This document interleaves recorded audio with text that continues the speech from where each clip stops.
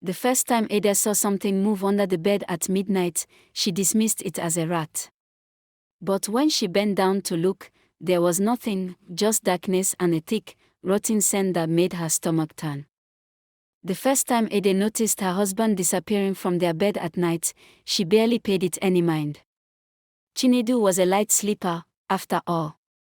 But when it kept happening, night after night, without a sound, she began to feel uneasy. The house was too silent. She never heard the creak of a door, the shuffle of footsteps. It was as if he simply ceased to exist for those few hours. Ada was my friend, a gentle, soft-spoken woman who carried peace like a second skin. She married Chinedu, a man the world seemed to adore. He had money, charm, and that quiet authority that made people unconsciously adjust their posture in his presence. They met at a wedding, and just 2 months later, they were husband and wife. People called her lucky. But they didn't know what I knew. After the wedding, Ada moved into Chinedu's house in Ikoyi. It was enormous, walled off from the world with a gate that shut like a moth swallowing its prey.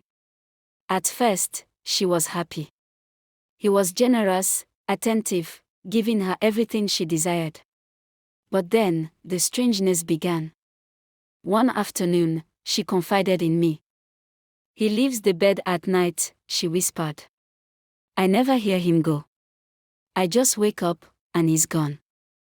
"Maybe he's restless," I suggested, but she shook her head. "I don't hear him come back either." Then came the dreams.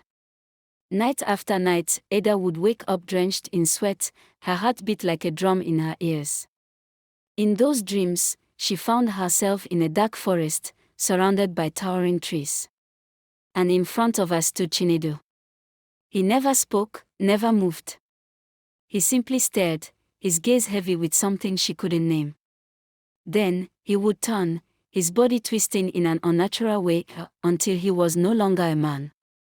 A massive snake coiled where her husband had stood, its gleaming scales catching the moonlight before it slithered away into the darkness. At first, she dismissed it as stress, until the night she decided to stay awake. She lay perfectly still, keeping her breath slow and even. Around 2 a.m., Chinedu shifted beside her. She kept her eyes half closed, her heart thudding in her chest. He sat up. Not groggy, not stretching, just awake. A moment later, he was on his feet, moving soundlessly across the room. But he didn't go to the bathroom. He walked to the wardrobe. Ada watched from the corner of her eye. He reached into the back of the wardrobe and pressed his palm against the wood. Something clicked. A hidden compartment. Her fingers gripped the sheets beneath her. She had cleaned that wardrobe dozens of times but never once noticed anything unusual. Chinedu pulled out a long black cloth, one that shimmered as though it had a pulse of its own. It slithered between his fingers like it was alive. He wrapped it around himself, his lips moving in a whisper, speaking words she didn't understand. Then, without a glance back, he slipped out of the room, leaving behind only silence and the lingering scent of something old, something ancient. Ada finally understood. Her husband was not just leaving the bed at night. He was becoming something else. Ada waited a few minutes before following. She stepped carefully, her bare feet soundless against the cool floor. The house felt different tonight, colder, emptier. No lights, no sounds. Just a strange hum, as if the air itself was alive. She reached the back door and slipped outside. That was when she heard it hissing. Not one, but several. Keeping low, she crept behind the garden wall and peeked over the edge. 4 men stood in a tight circle, all dressed in identical black cloth. Their heads were bowed, hands clasped, murmuring something deep and guttural. In the center of them knelt a man, his body trembling violently. His skin rippled, stretched unnaturally. His arms shrunk, then disappeared altogether. Ah! Ada pressed a hand to her mouth to stifle a gasp. The man was no longer a man. A massive black snake coiled where he had been, its glistening scales catching the faint moonlight. But it wasn't the transformation that made Ada's stomach lurch, it was the snake's eyes. Familiar, too familiar. Her breath hitched. She scrambled backward, slow and careful, willing the ground not to betray her with a crunch of dried leaves. When she reached the door, she slipped inside and ran straight to the bedroom. Her hands wouldn't stop shaking.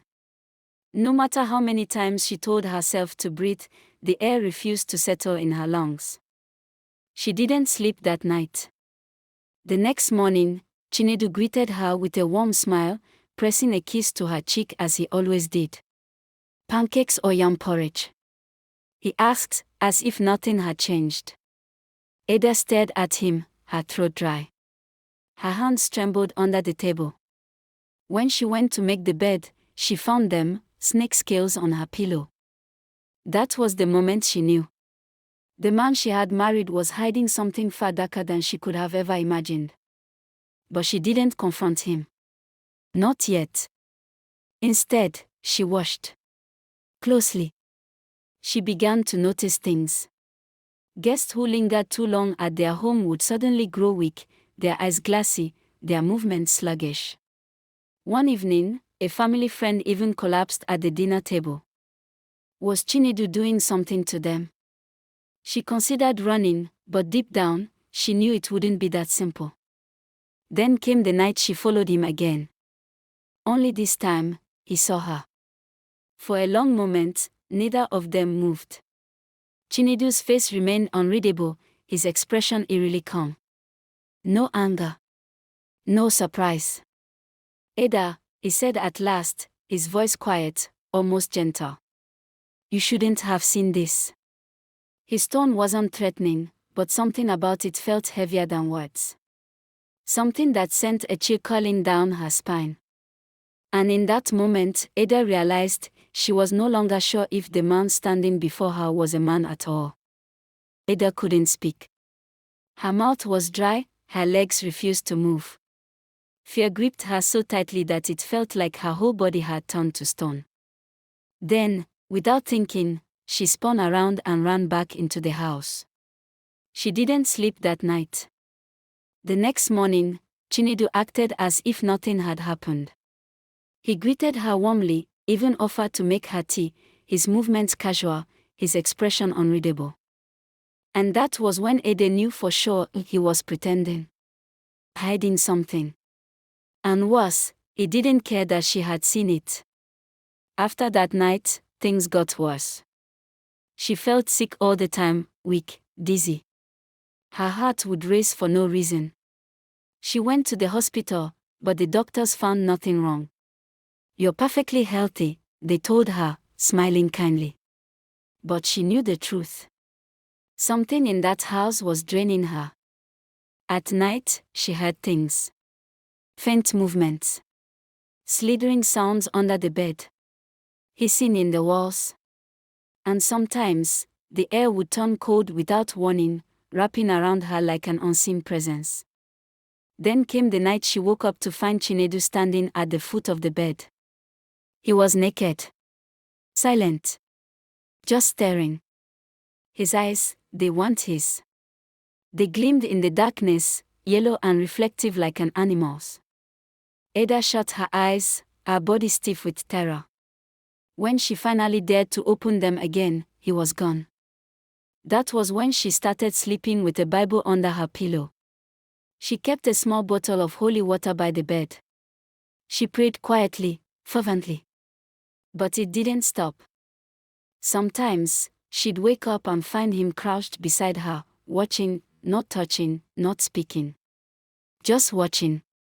She didn't tell anyone at first. Not even her best friend, Nechi.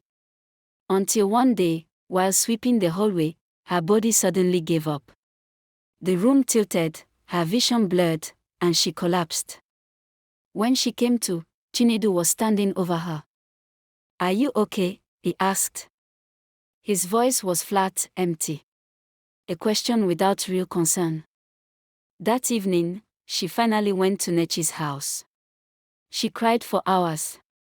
She told her everything. Nechi listened in silence, her eyes wide with horror. Ada, she said softly, this thing you're describing, it's not normal. It sounds like spiritual bondage. You need help. Ada nodded, but she was exhausted, mentally, physically. Pack your things, Nechi urged. Come stay here. You can't go back there. But Ada was scared. You don't understand, she whispered. That house, it watches me. Even when he's not home, I feel it. Like it knows what I'm thinking. She should have listened to Nechi. She should have left that night. But she didn't. Instead, she went back. Not because she wanted to stay, but because she didn't want to live like a thief. She needed to gather her things properly, her clothes, her documents. She told herself it was just one last night. That evening, Chinedu didn't leave like he usually did. He stayed in. They ate dinner together, but he barely touched his food. He only watched her, his gaze unreadable. Then, without warning, he spoke. You've been asking too many questions lately. Ada froze. Slowly, she looked up. His expression was calm. Almost amused.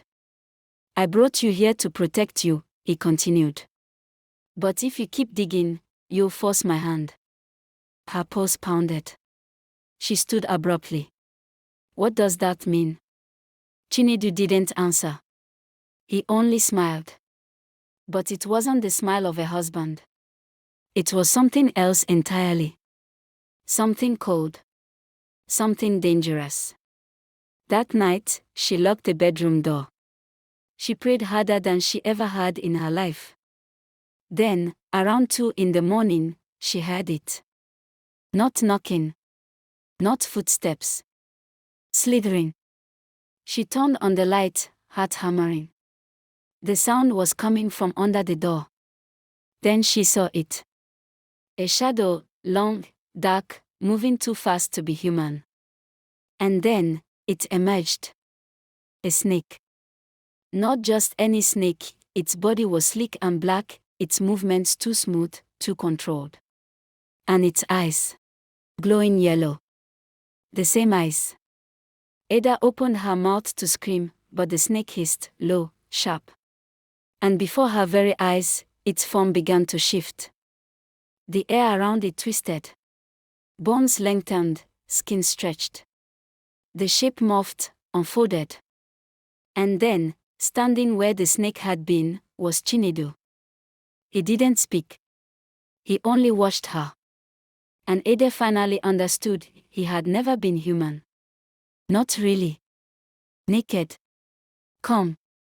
Unbothered. His skin shimmered as if wet, faint scale-like patterns covering his arms. His eyes still glowed. Ada pressed herself into the corner. Her voice barely rose above a whisper. Who are you? He took a slow step forward. I'm still your husband, Ada. Just not like the others. She shook her head, heart pounding. What are you? What did I marry? Chinedu sighed. I come from something older than you can understand. My kind, we don't die like humans. We don't eat like humans. And we don't marry like humans. Ada's knees buckled. She sank to the floor, lips trembling. He crouched beside her, voice softer now. I never wanted to hurt you. But now that you know, you can never leave. Darkness swallowed her before she could respond. When she woke the next morning, she was on the couch. Sunlight streamed through the windows. The house was silent. Chinedu was gone. Her bag sat by the door, already packed. A single note lay beside them. You are free to go. But don't look back. She didn't hesitate. She grabbed her things and ran. For weeks, she stayed with Nechi, slowly piecing herself back together. She never spoke of that night. People whispered about Chinedu. Some said he fled the country. Others claimed he vanished. A few swore he went mad. But Ada knew the truth. He never left. He simply went back to whatever place he truly belonged. That house remains locked, untouched, silent. But they say that if you pass by at night, you hear something shifting behind the walls. And if you listen closely, you might hear a whisper. Ada. Like he's still waiting. So tell me, if you were her, would you have stayed to learn the truth? Or would you have run the first chance you got? Drop your thoughts in the comments. And remember, some things are better left unknown. If you enjoyed this story, don't forget to like, share, and subscribe for more.